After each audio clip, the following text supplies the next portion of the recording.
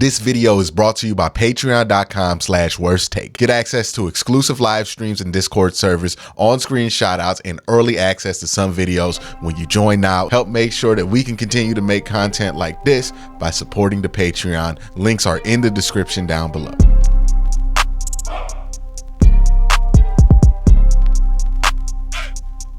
Okay, it's that time. We've all had time to argue about our draft takes.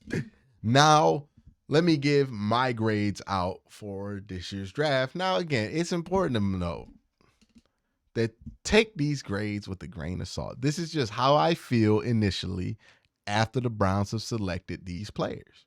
After thinking about how their need and their potential to hit that need and all that, these are my grades for these players. You might have different grades. That's all well and good. And you might watch this video 2 years on from the back and maybe these grades are good. Maybe these grades are bad. These are just, how do I feel about these picks? How do I feel about these prospects? What would I personally grade them? And, let's see what the future has. If everybody in this grade class could be an A+ in 3 years, we're all going to be very happy, and nobody should be upset about that, but I'm sure people are going to find a way. But let's talk about the first pick, the 74th pick, Cedric Tillman, wide receiver out of Tennessee. And I have complained about the Browns not having this body type of wide receiver on the roster for a very long time. So it is not really possible for me to be negative on this pick. Now, what I will say is there were other players on the board that I liked more than Cedric Tillman. But seeing what I've seen of him since the Browns have taken him, I will say that my initial reaction has softened on him, and that I think that this is somebody that you should give a B+ grade to when it comes to wide receiver. He's an interesting prospect, with somebody who was much more sought after the year prior. But since he had that ankle injury, the production wasn't there. People weren't really as high on him. Also a big-bodied guy. He plays big. He's real physical. I like his ability to go up and get like 50-50 balls if need be. He's kind of like a mini Mike Williams, but not necessarily Mike Williams, because Mike Williams is a bit more special of an athlete than him, and just a better football player. But still a lot to get excited about. I think Cedric Tillman is a fine pick there at 74. Might not be the pick that we were all expecting, but I think he's a fine selection there.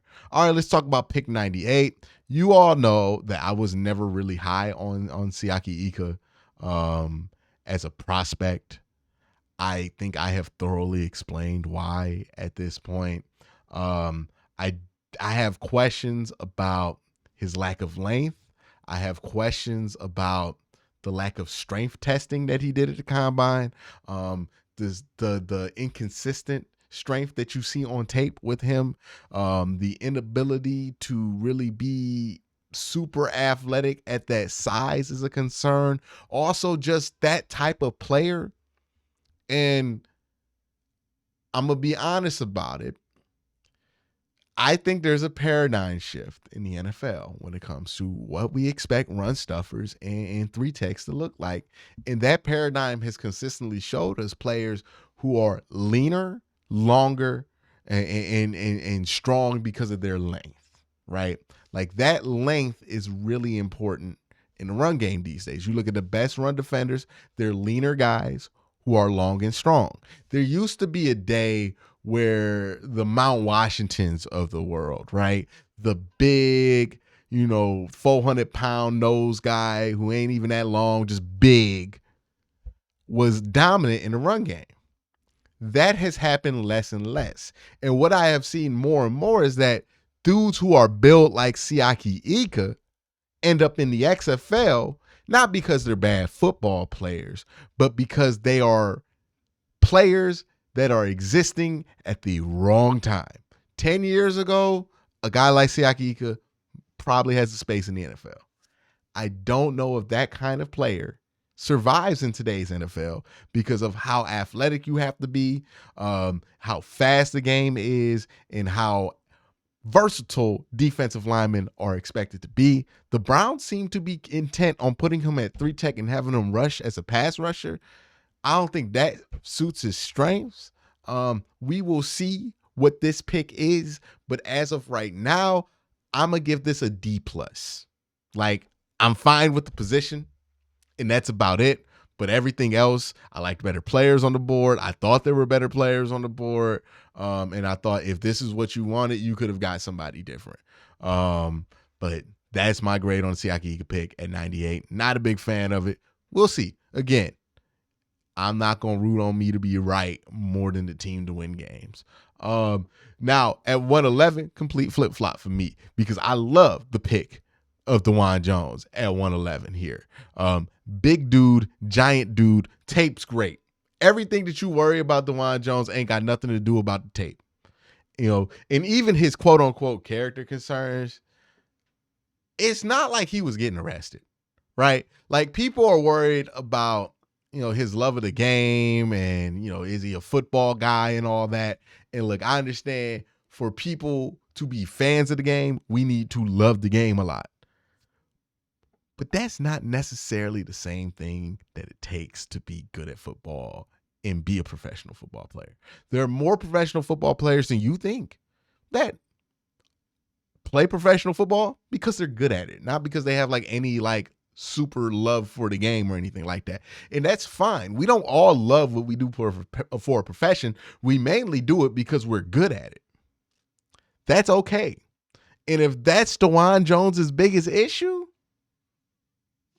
what are we talking about? Come on, play like. Now, he might be somebody who can't be on a bad team. The Browns have to be good if they're going to have DeJuan Jones. He also might not be the dude that you want to pay a bunch of money to because you're worried about him getting complacent. Maybe he shows up to camp 450. I wouldn't be surprised. But if we talk about a dude's ability to play, man, come on, man. This was one of the better tackles in all college football last year. I'm fine with it. That's the kind of swing you take at 111, and I'm 100% okay with that. I give that pick an A+. We'll see how that turns out because I like the chance that you took on it. Now, is it 100% that player works out? No, clearly not. There's no fourth rounder in the world where they have 100% chance of working out. But do I like the chances that works out for a fourth round pick? Yes. I mean, we're talking about there's a 17% hit rate. I think that's a little bit above a 17% hit rate that DeJuan Jones ends up being a good player, a 20% hit rate on that. So that's why that gets an A+. Isaiah McGuire was the 126 pick. I like this pick. I give this pick a B+.